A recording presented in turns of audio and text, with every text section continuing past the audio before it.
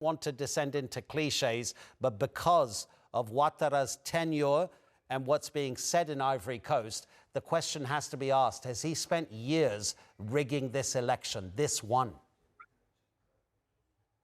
Well, Anand, thank you very much. Well, I hope you are not making me a judge, but what is clear is that there have been, allegations of fraud. In fact, the 2020 election was boycotted by the opposition.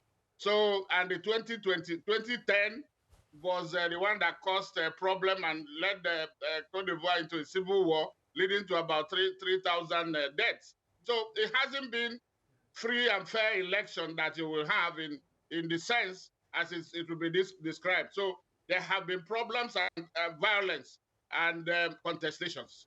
Yeah, absolutely. And some of the candidates that were banned, people thought that they might represent some sort of opposition. Those who were allowed to run against him, were they ever serious contenders? Not really. One of them, by the way, is the wife of Laurent Gbagbo. Correct. You know,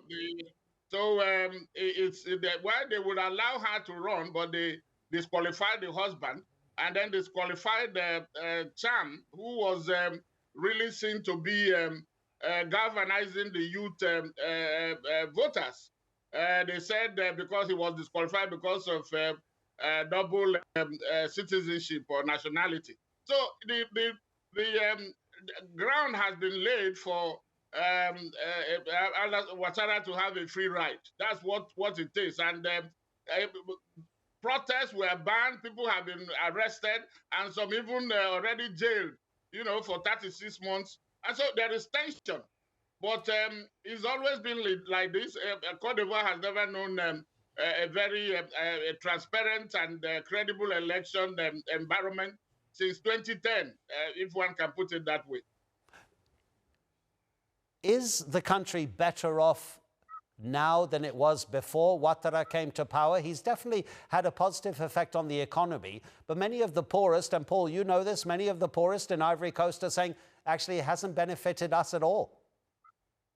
That is the irony, because, well, you talk about GDP growing by 8.7% and all that. And to be fair, there have been some developments, you know, under him, but he's been there since 2011, like I said. The point, and he's also 83. I mean, you cannot claim, no matter your, you know, the level of your performance, or there is no monopoly of intelligence. There is no monopoly of somebody. You need to try somebody to know how he will perform. If you have not tried any other candidate, you wouldn't know what they would have been able to do. So there is this monopoly and then sit tight, you know, syndrome that is holding Africa. You know, Cameroon, 93-year-old, and all the, you know, Zimbabwe, everywhere. So it's a disease that Africa has to, you know, find a way of treating. They say that drastic disease requires drastic treatment.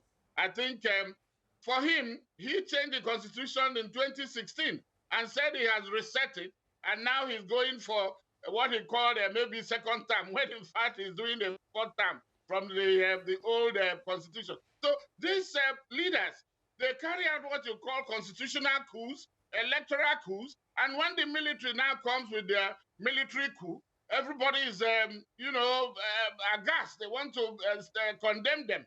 But these are the people who lead. It is their, you know, the actions and inactions that lead to military taking over. No, one is not, you know, proposing or saying that military rule is the answer. But you see what we have now in West Africa.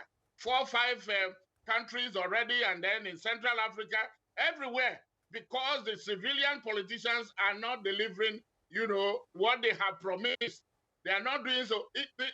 What you find as the improvement is only limited. There are few who are enjoying the goodies, while the majority are suffering. 46 or so million people in Cote d'Ivoire will not tell you that they have seen the effect of Ouattara administration. Paul Ejime, really interesting analysis. Thank you so much for taking the time to talk to us. Thank you.